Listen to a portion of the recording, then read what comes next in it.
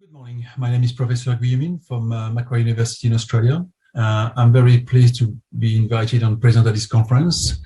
And I want to thank Dr. Professor Mahmoud Ghazi Kansari and Dr. Yahya John for the invitation. What I will give you is an overview of my work on tryptophan metabolism over the last 25 years.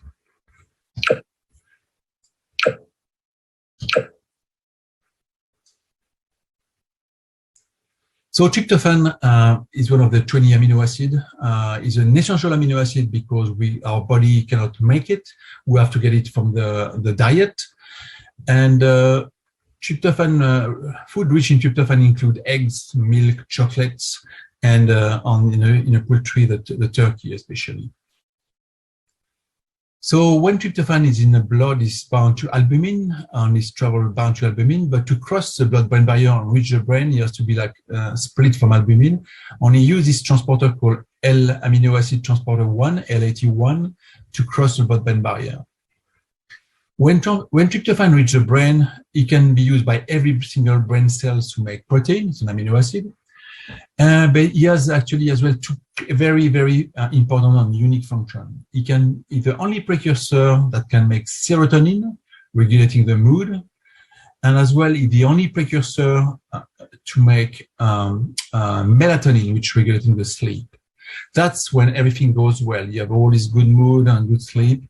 Unfortunately, when you have inflammation in your body or in your brain, 95% of this tryptophan pool will be redirected to immune cells, where it will be catabolized by astrocytes, microglia, macrophages, and cells to the molecule called kynurenine, to a pathway called the kynurenine pathway. So that means 95% of this tryptophan goes there. There's much less tryptophan available to make serotonin or melatonin. That's when you are sick for a long time, you feel depressed, and you feel as well very tired. That's a simplified version of the kynurenine pathway. You can see basically that when you have inflammation, the two regulatory enzymes on the top called IDO1 and TDO2, remember these two enzymes, can be activated by a lot of different molecules like interferon gamma, TNF-alpha, LPS, CTL4, some viral protein can activate the amyloid beta as well, can activate these enzymes. So when the kynurenine pathway, we call it KP in short, this KP is activated, it just leads to the production of different molecules. Some of them are good for you, or some of them are bad for you. Some of them are neuroprotective, some of them are potent immunomodulators, some of them actually are neurotoxic, or like especially quinonic acid. And I will speak a lot of this more about this exotoxin. But as well in normal condition, actually tryptophan, one of the main function is to make NAD. And basically, when you have inflammation, this NAD section doesn't work very much. So I mentioned quinonic acid, the toxin quinonic acid called quin. So it's a neurotoxin. It can kill neurons by at least 6 different mechanisms. It can induce activation of the NMDA receptor, leading to depolarizations, and as well it will increase as well the release of glutamate by the neurons. On the block, the recycling of glutamate by astrocyte, glutamate-glutamine cycle is blocked by quinonic acid as well. So you have an excess of glutamate, which is excitotoxic as well, and quinonic acid, which is excitotoxic as well. So just these things are amplifying the toxicity of these compounds. Quinonic acid as well can trigger as well a lipid peroxidation of the membrane. It can alter the energetic system. I mentioned is important in mitochondrial function, NAD and ATP productions. But as well, it can potentiate the toxicity of other toxins like NMDA or free hydroxykynurenine or glutamate. Quinonic acid is not shown here, but it can induce the iNOS in astrocyte and nNOS in neuron and lead to production of NO, boosting the oxidative stress in the brain. And as well, we published that basically quinonic acid can trigger hyperphosphorylation of structural proteins such as tau phosphorylation, GFAP phosphorylation in astrocyte, or no filament phosphorylation in neurons, destabilizing the structure of the brain cells. So this field was pretty not well known for many years. And when I started to work on this field was 97. So you can see it's not many publications. Everything changed around 99, 2000, and the field started to boom. Now there is a journal, a specific journal called International Journal for Tryptophan Research to publish any work on research on tryptophan kynurenine pathway. And there is a society has been created in the 70s called History, International Society for Tryptophan Research, that every 2 years have a conference and everybody share the work on tryptophan research. I think the next session, the next conference is in Germany next year. Why this field just suddenly got all this interest and become suddenly a big story? That's because of this paper in Science in 1998. That's the work of David Moon and Andrew Miller. Basically what they discovered that during pregnancy, what's protecting the fetus inside the mother is the kynurenine pathway. The fetus inside the mother is a foreign body. Why is not destroyed by the immune system of the mom? It's because the placenta cell, the trophoblasts, we have a very high IDO activation, and they produce a huge amount of kynurenine. This kynurenine will stop the immune cell of the mother to come and destroy the fetus inside the placenta. When they block IDO1 with a drug like 1-methyltryptophan, inhibitor of IDO1, you can see that basically in hours, you can see the immune system of the mom, the cell of the immune system coming through the placenta and starting to attack and destroy the fetus. That's when everything goes well, when you have as a physiologic condition. But unfortunately, cancer uses exactly the same system to persist in the body. They have overactivated either IDO or TDO, sometimes both, and they release this kynurenine, basically switching off the immune system around the tumor, making the tumor invisible to the immune system. So our group, we're pretty lucky. We have access to human primary brain cell every basically week or two, or every month at least. We get fresh brain tissue, so we can grow human primary neurons, oligonocyte, astrocyte, macroglia. We can grow as well human primary motor neuron when you get a bit of spinal cord. But we have access as well to human immune cell like monocyte, macrophages, or skin cell, keratinocyte, fibroblast, melanocyte. We recently developed a method to grow human primary hepatocytes. And as well, Masha, one of the students, is developing a new 3D model to grow tumor in a brain tumor, like basically depleting the brain tissue of all the cells and just keeping this structure, and basically regrowing the tumor in 3D within the brain's nets. So long story short, I will not show you all the work I've done in vitro. That basically the long story, it's a long story. So the summary is basically 8 or 9 years of work is this slide. Quinoic acid, the toxin, is only produced by activating a myeloid cell, macrophages, macroglia, and dendritic cells. No other cell produce quinoic acid except some tumors. So quinoic acid, as I mentioned, is a toxin. It can kill oligonocytes, it can kill neurons, and I'll show you 6 different mechanisms to do that.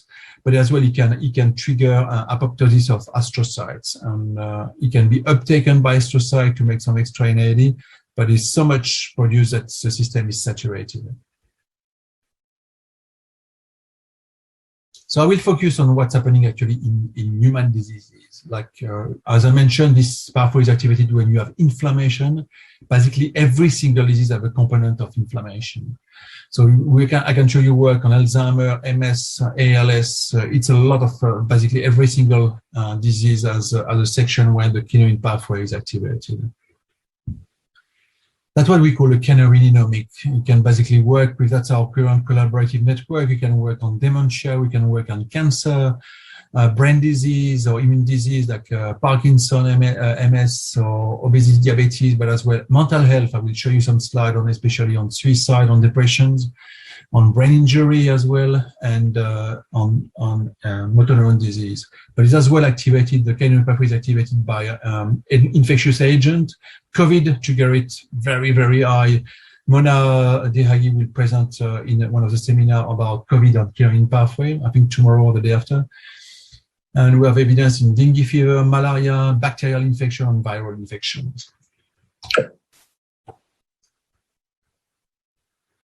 So I will start with the example of Alzheimer's disease. When you have Alzheimer, that's a beautiful paper published in Nature, not by my group, unfortunately, like a few years ago. When the amyloid plaques, called microplaques, start to form within the brain, very quickly the immune system is activated on both astrocytes and microglia get activated around this plaque.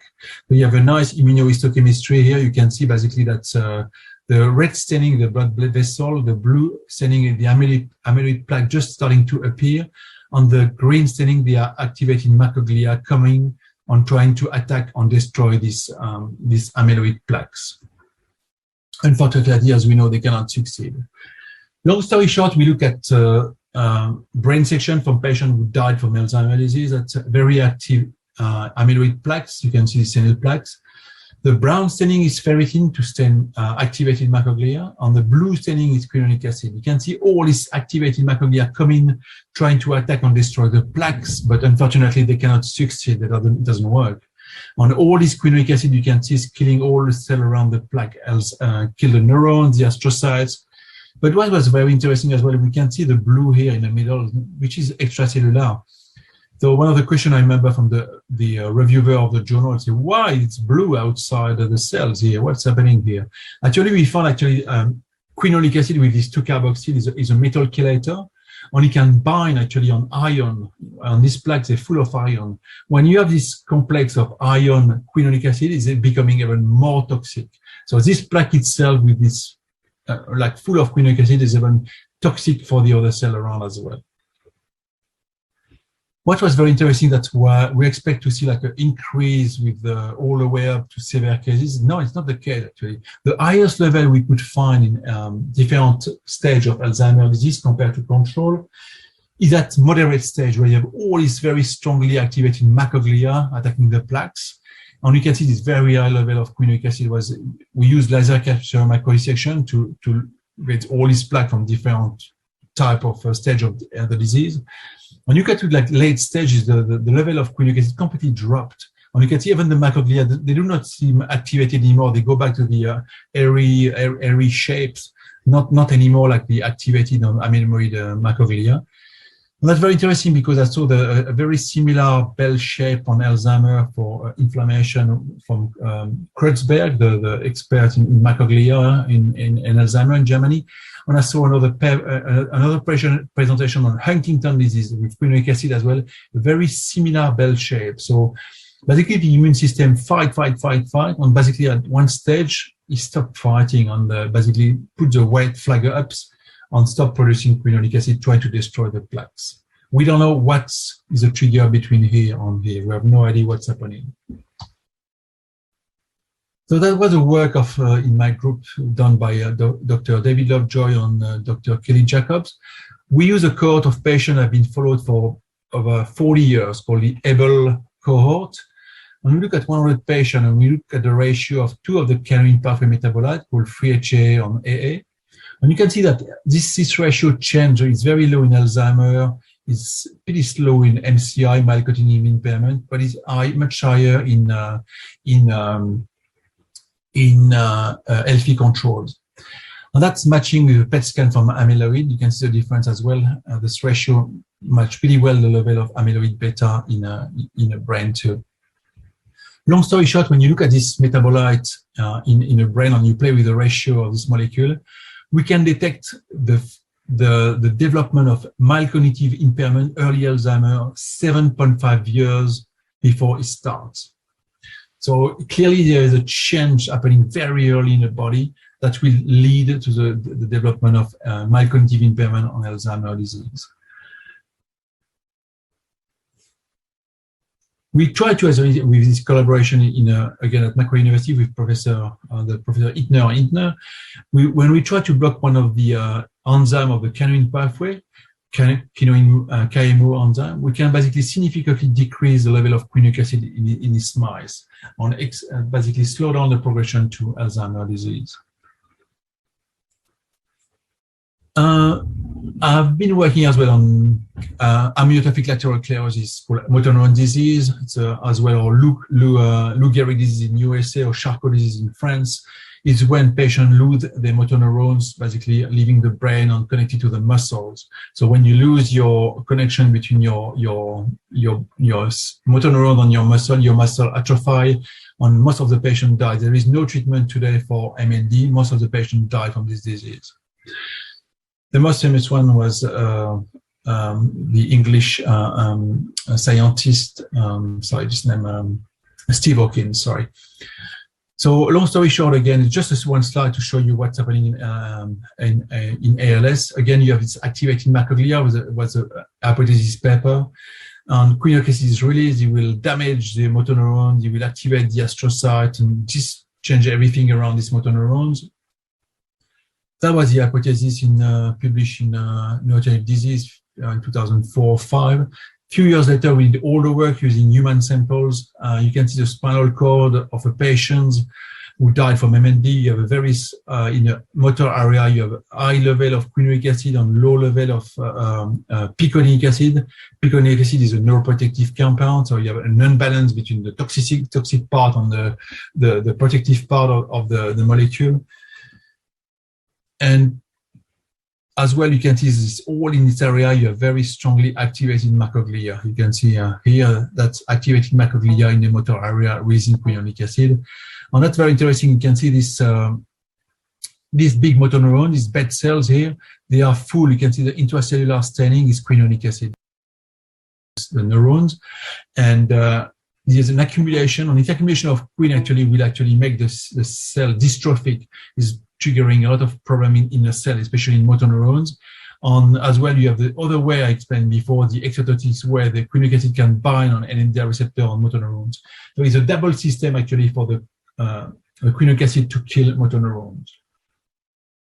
You can see another one here. Basically, you have this macroglia on these big bed cells look full of quinonic acid accumulated inside the cells. So we just published a review explaining basically recently, a review was last year, I think, about all the mechanistic link with quinonic acid in motor neuron disease. What I mentioned to you in my title, we use this metabolite as a biomarker blood biomarker for disease prognosis. It's important to know most of these patients will die between 2 to 3 years as well. So some of them survive like Steve Hawkins for 30 years. Why and how, no one knows. So, but what we're doing actually, we're trying to understand which are the most important marker in motor neuron disease. In a collaboration with the group of Michael Berryman in USA, we found actually we are not surprised during proteomics. We found that two of the creatine creating the muscles protein, of course, are the best predictive biomarker. But some of the amino acids are here as well. You have so tryptophan. Tryptophan is part of somewhere in the list anyway, and when we did as well, we work on a biomarker. We have the biggest biomarker of sample biobank in Australia. We look at 200 free control on almost 400 MND patient, and we look at the difference between control versus patient, and we look at about 90 different molecules. Of course, the neurofilament light was the most common and best marker for control versus patients, but you have the ferritin as well, showing the activating of immune cell. I showed you before the staining of macroglia with ferritin. MMP7 produced by immune cell damaging the blood-brain barrier, for example, but kynurenine acid going down. Kynurenine acid is a product from the kynurenine pathway, and it's produced by astrocyte, and kynurenine pathway is a neuroprotective molecule. And you can see it's going down in motor disease. I just show you 6 of this molecule, but we have about 90 of them. It's still work in progress. I did this work as a collaboration with a drug company. Actually, they look at a new treatment, that's a patient, the ALS FRS is a progression, a set of tests assessing the progression of motor neuron disease patient, ALS patient. And you can see that the progression in black here, usually the patient progresses slowly at the beginning and suddenly start to drop and usually die very quickly. That's 2 years. The patient will die, I said, to 2 years to 3 years. That's a new treatment with this drug company. I can, of course, mention it. But basically, when you treat the patient here, you can basically stop the disease, put the disease as a stop. Would be interesting, actually, to have this new treatment started much earlier, because the patient basically will keep his function much longer. It's just a pilot study at this stage. What is interesting as well, we look at the response to treatment using quinonic acid as well, the neurotoxin on neurofilament. You can see, of course, that basically the neurofilament is going down. That means the patient is losing less motor neuron with the time. But the quinuric acid will report actually activation of the immune system on especially the macrophage macroglia. You can see it's going down with the treatment. It's trying to find going up. It's going down again. It's trying to find going up.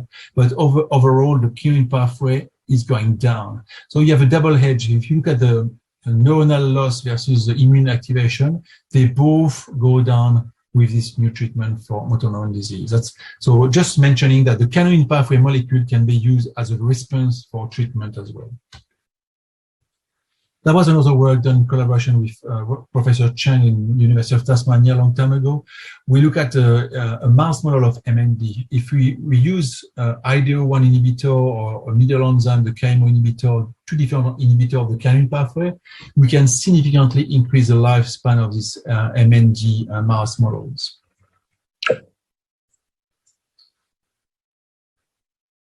We've done some work on MS as well, using MS patients. So there is three different types of MS. The relapsing remitting, the secondary progressive, and the primary progressive. What was very interesting, basically, we got all these samples from the biobank in USA. That when you look at the ratio of the activation, that's this ratio tryptophan, kynurenine and tryptophan show the activation of IDO, the first enzyme, the first step, tryptophan to kynurenine, which is regulated by IDO1. You can see just between control and a subtype, you can see a massive difference. But what we're just looking at quinuric acid, the toxin, as well, you can differentiate between control and between subtype, which is very interesting. So this work was patented, the work from Dr. Edwin Lim. Long story short, the work just got published in 2017, looking at the full pathway actually, with the energetic pathway NAD going down as well. So you have multiple function. You have the behavior, the mood, because you have less serotonin, less melatonin. So you have all this abnormality of sleep on mood. You have the cytotoxicity of the quinuric acid. You have less kynurenine acid neuroprotective and more of the toxic quinuric acid, on less energy to repair the brain cells. And when you look at we look at 70 different molecules. We looked about a lot of cytokine. When you rank it, the best predictor for the subtype of MS, quinuric acid reach the top two best predictor. And then you have tryptophan and picolinic acid. It's basically all the tryptophan metabolism. On this one, picolinic acid is a neuroprotective compound produced by neurons. They are the top four predictor for the subtype of disease. And then you still start to see some cytokine like FGF, fibrosis factor, and TNF-alpha, and blah, blah, blah. But look at the importance of the ranking. They are much, much less valid biomarker compared to the kynurenine pathway.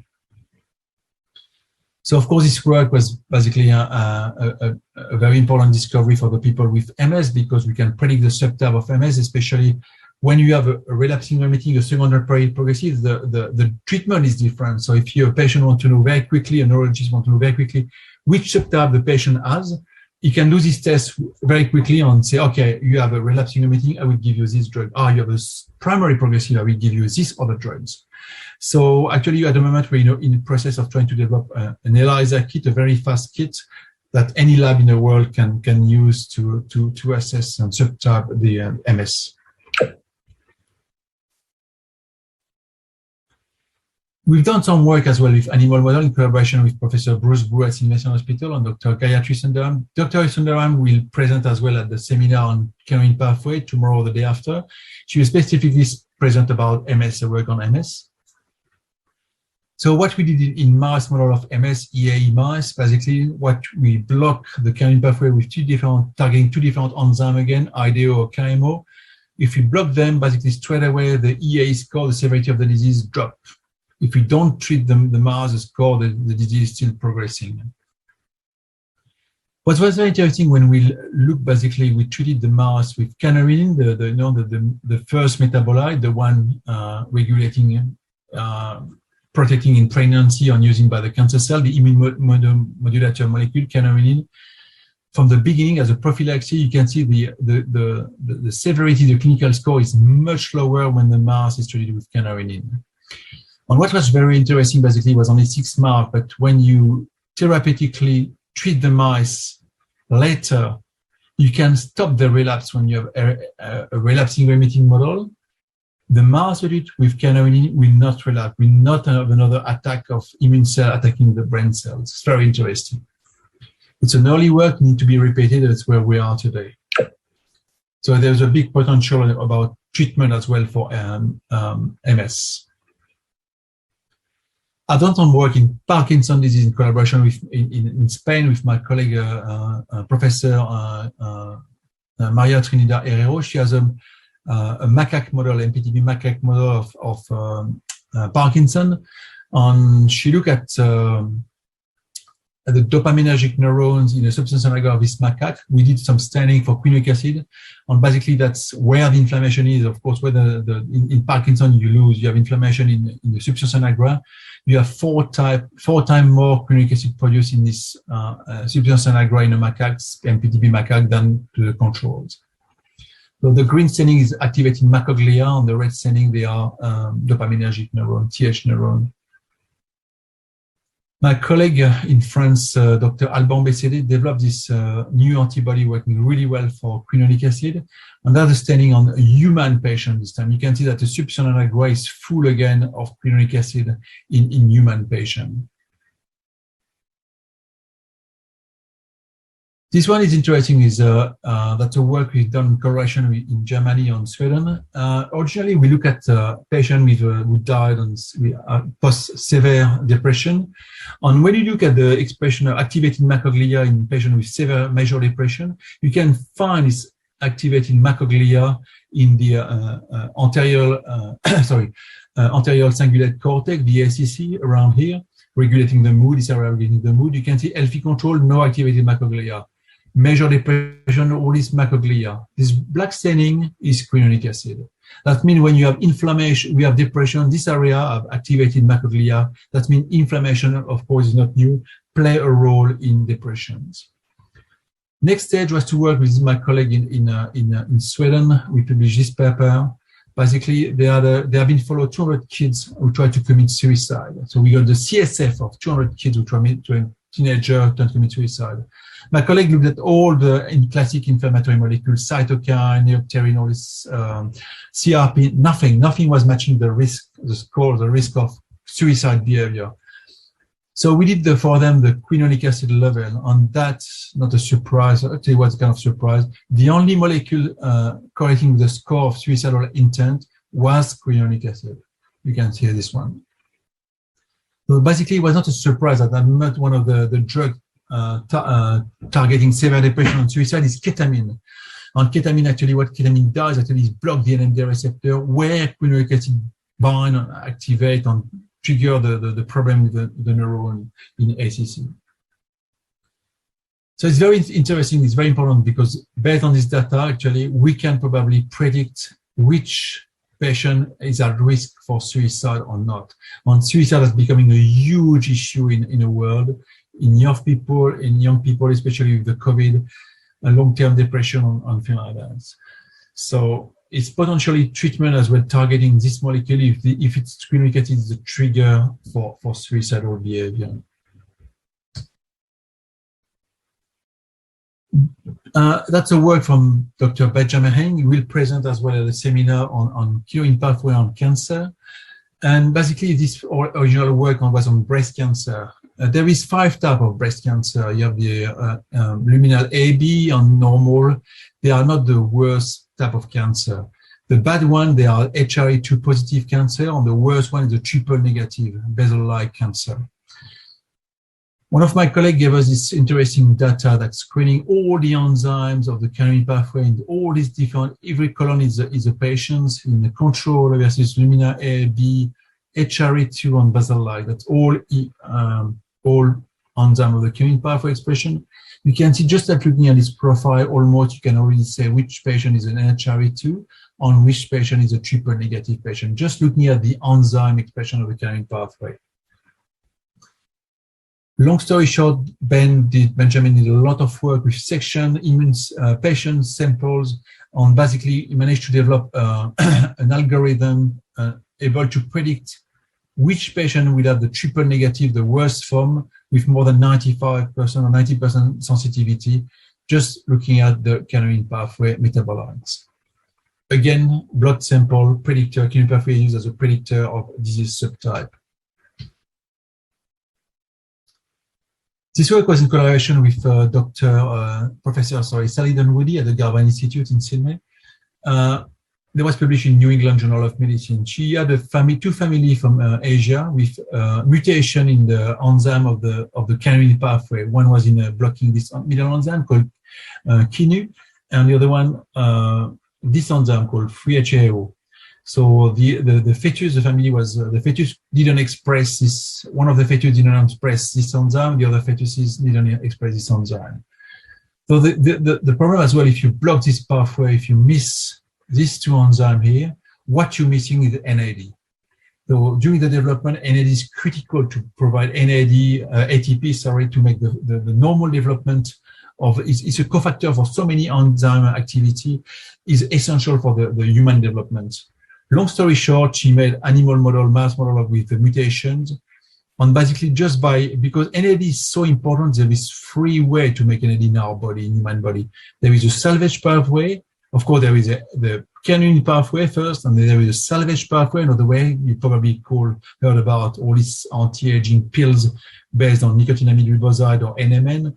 That's a salvage pathway, but as well you get your NAD to nicotinamide, vitamin B3 from the diet as well. There's 3 ways to make NAD is so important.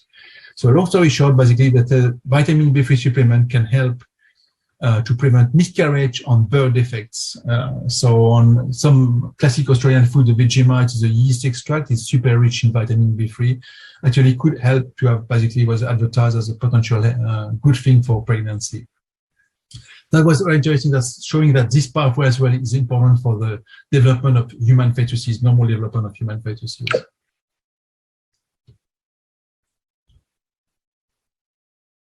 Finally, so if anyone if you work on stem cell, that's basically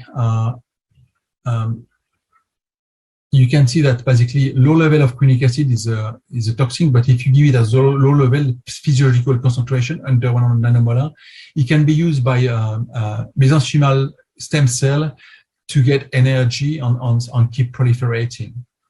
If you don't give that, they just go down and stop proliferating. What was actually the collaboration with a group in Melbourne, Professor Gustavo Duc. We found actually one of the metabolites of the kynurenine pathway called picolinic acid, PA, is a very important molecule to help bone regeneration. So it's a really important thing for osteogenesis as well. So it's a lot of clinical trial at the moment trying to understand how picolinic acid work on bone regeneration.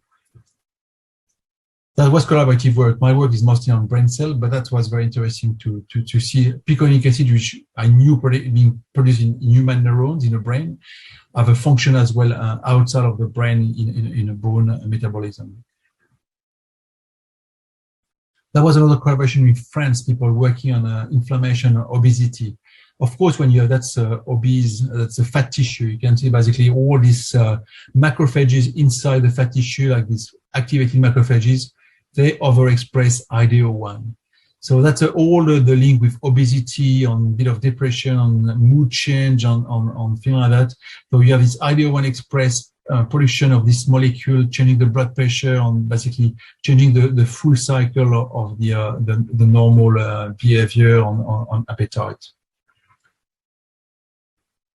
So I can keep going. I can show you slides on autism, on different schizophrenia, different diseases. I will stop here. It's always the same principle.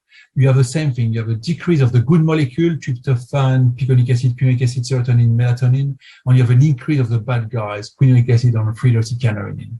So what you want to do basically is reverse that. So that's why we started to develop our target is the middle enzyme, not the first one, but IDO, but KMO, the middle enzyme. And we have been starting to develop new drugs using high throughput screening in collaboration with the University of New South Wales. And as well, we have been working at Macquarie University using in silico method to identify new KMO inhibitor. We have about 8 new candidates out of 400 or something like that we discovered. And it's very promising because one of these 8 candidates has been published actually and patented by one of the big drug companies. So meaning we're in the right direction.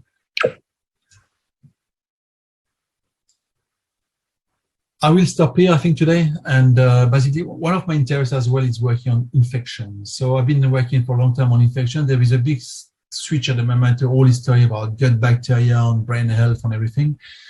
And my training, original training, I'm a biologist by training, a microbiologist. And I won't like to disagree with with Louis Pasteur. I say, look, gentlemen, it is a microbe. We have the last word. I disagree. So we created with a group of patients this new association called PANDIS, pan disease, because we want to link actually everything linked with infections. It can be like a tick-borne disease, cyanobacteria, whatever, or gut bacteria. All these diseases linked with disease, human diseases. So you have evidence already, like there are a few papers linking as well, like for example, MND on infection. They found bacteria, viruses, and fungi linked with motor neuron disease. This one is very interesting. There is a clinical trial at the moment, very promising actually, on working using a combination on anti-HIV drug. Basically, they found this virus called human endogenous retrovirus K, ERV-K, in the spinal cord of these patients with MND. So when they treat some of the patients with a combination of the Lighthouse Project, with a combination of drugs stop blocking these viruses, the patient basically can stop the disease in some of them. It's very interesting. That means basically these viruses living in the spinal cord trigger the disease MND, and it can be reversed with a treatment, an antiviral treatment. There is as well evidence about Alzheimer's disease. It's actually a very, very growing field at the moment. The link on Alzheimer's disease on mouth gum bacteria.